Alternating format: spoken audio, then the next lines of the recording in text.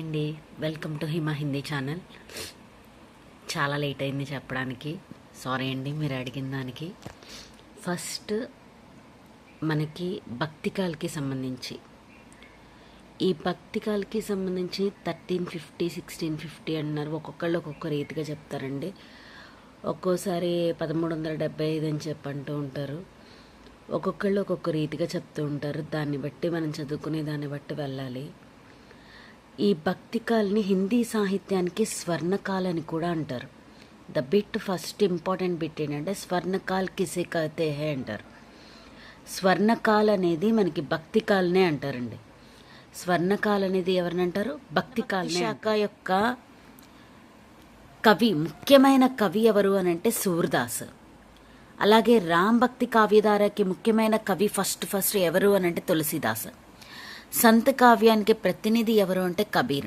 సూఫీ కావ్యానికి ప్రతినిధి ఎవరు అంటే జాయసి.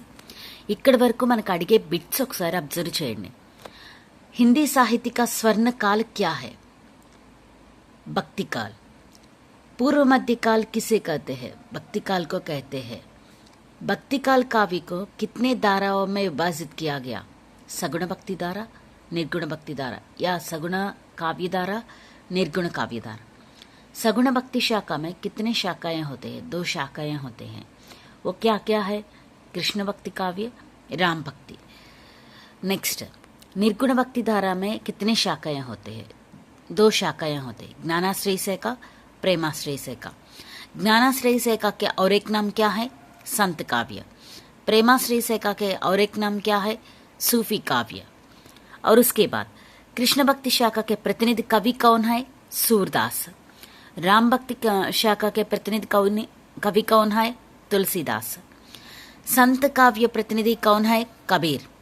सूफी काव्य के प्रतिनिधि कौन है? जायसी. संत काव्य माने क्या है? संत काव्य का समानार्थी यह है कि संतों के द्वारा रचा गया काव्य. जो संतों के द्वारा रचा गया काव्य को हम क्या कहते हैं? संत काव्य कहते हैं. माने संत माने क्या है? एक बार देख लीजिए. संतों के द्वारा रचा गया काव्य. लेकिन जब हिंदी में संत काव्य कहा जाता है तो उसका अर्थ होता है निर्गुणोपासक ज्ञानमार्गी कवियों के द्वारा रचा गया काव्य. माने ఇక్కడ మనం అనుకున్నాం కదండి, సంత కావ్య అంటే ఏంటండి? జ్ఞానాశ్రయ శాఖకు సంబంధించింది. జ్ఞానాశ్రయ శాఖ అంటే ఎవరికి సంబంధించిన వాళ్ళు? నిర్గుణ కావ్యధారకి సంబంధించిన వాళ్ళు. అంటే నిర్గుణ కావ్యధార ద్వారా ఎవరైతే మనకి కవులు ఉంటారో వాళ్ళ ద్వారా రచించబడినటువంటి కావ్యాలన్నీ మనకి ఏమవుతాయండి? సంత కావ్య అవుతాయి. ఓకేనా అండి? క్లియర్? అండ్ నెక్స్ట్ వన్, సంత కవి. ఇక్కడ మనకి సంత కవులు ఎవరెవరు వస్తారు? కబీర్, నామ్దేవ్, రైదాస్, నానక్, ధర్మదాస్, మలూక్దాస్, దాదు, సుందర్దాస్, సహజోబాయ్ ఆది, చరణ్ దాస్ ఆల్సో. నెక్స్ట్, ప్రేమాఖ్యన్ కావ్యం. ఇక్కడ దేంటి అంటే దీనికి కూడా ప్రేమాశ్రయ శాఖకు సంబంధించిన వాళ్ళే. నిర్గుణోపాసక ప్రేమార్గి ఎవరైతే మనల్ని అనుసరిస్తూ ఉంటారో వాళ్ళని సూఫీ కావ్య రచించే కవులు అంటారు. ఆ సూఫీ కవుల ద్వారా రచించినటువంటివి ప్రేమ్ కథా కావ్య. జహా పరమాత్మకో ప్రేమి తదా ఆత్మకో ప్రేమిక మానా జాతా హై. ఇక్కడ మనకి చూస్తుంటే ఈ ప్రేమాఖ్యాన కావ్యలో ఎక్కువగా పరమాత్మని ఒక ప్రేమికుడిలాగా, ఆత్మని ప్రేమికురాల్లాగా అనుకొని రాస్తూ ఉంటారు. ఈ ప్రేమ మార్గి సూఫీ కవుల్లో జాయసి, నందదాస్, నూర్ మొహమ్మద్, ఉస్మాను, ఈశ్వర్ దాస్ వీళ్ళందరూ ఉంటారు. వీళ్ళందరూ ప్రేమాఖ్యాన్ కావ్య. అయితే ఇక్కడ जिन भक्त कवियों ने विष्णु के अवतार के रूप में कृष्ण की उपासना को अपना लक्ष्य बनाया है वे कृष्ण भक्ति काव्य कृष्णाश्रय शाखा के कवि कहलाते हैं. మనకి సగుణ భక్తి శాఖలో కృష్ణ భక్తి శాఖ, రామ్ భక్తి శాఖ ఉంటాయి కదండి. సో కృష్ణ భక్తి శాఖలో ఏంటంటే ఎవరైతే విష్ణువు యొక్క అవతారమైన శ్రీకృష్ణుణ్ణి ప్రార్థిస్తూ అతన్నే లక్ష్యంగా తీసుకున్నటువంటి వాళ్ళని కృష్ణ భక్తి కావ్య కృష్ణాశ్రయ శాఖ యొక్క కవులు అంటారు. ఈ కృష్ణ భక్తి శాఖకు సంబంధించిన కవులు వల్లభ్, హరిదాస్, చైతన్య, రాధా వల్లభ్ వీళ్ళందరూ కూడా కృష్ణ భక్తి శాఖకు సంబంధించిన వాళ్ళు. कृष्ण भक्ति काव्यधारा के प्रतिनिधि सूरदास. మనకు ऑलरेडी చెప్పాం कृष्ण भक्ति शाखा के प्रतिनिधि कौन है, सूरदास। एंड उसके बाद देखिए जिन भक्त कवियों ने विष्णु के अवतार के रूप में राम की उपासना करते हैं, अपना लक्ष्य बनाए वे राम भक्ति काव्य राम भक्ति शाखा के कवि कहलाते हैं। ఎవరైతే విష్ణువు యొక్క రూపాన్ని కృష్ణుడిగా నమ్మి కావ్యాన్ని రచిస్తూ వెళ్తూ ఉంటారో, అతన్ని పూజిస్తూ ఉంటారో, వాళ్ళు వచ్చేసి కృష్ణ భక్తి శాఖకు సంబంధించిన వాళ్ళు. ఎవరైతే విష్ణువు యొక్క రూపాన్ని రాముడిగా అనుకొని చేస్తారో వాళ్ళు రామ్ భక్తి శాఖకు సంబంధించిన వాళ్ళు. ఈ రామ్ భక్తి కవి చూడండి, రామానంద్, అగ్రదాస్, ఈశ్వర్దాస్, తులసీదాస్, నాబాదాస్, కేశవదాస్, నరహరిదాస్ వీళ్ళందరూ కూడా రామ్ భక్తి శాఖకు సంబంధించిన వాళ్ళు. అయితే వీళ్ళందరిలోకెల్లా తులసీదాస్ రామ్ భక్తి కావ్యధారకి మొట్టమొదటి కవి, అలాగే ప్రతినిధి కవి అని కూడా అనడం జరుగుతుంది. సంత కావ్యధార రచనాకార్ రచన. అయితే మనకి సంత కావ్యధారలో కబీర్ దాస్ చూడండి, కబీర్ దాస్ రచించినటువంటి రచన బీజక్. దీంట్లో 3 పార్ట్లు ఉంటాయి, రమైని, సబద్, సాకి. రైదాస్ రచించినటువంటిది బాణి, సుందర్దాస్ రచించినటువంటిది సుందర్ విలాప్, మలుక్ దాస్ రచించినటువంటిది రత్నకాన్ జ్ఞాన్బోధ్.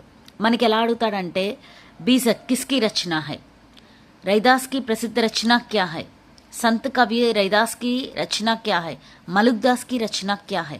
ఇలా మనల్ని ఇందుట్లో క్వశ్చన్స్ అడుగుతారండి.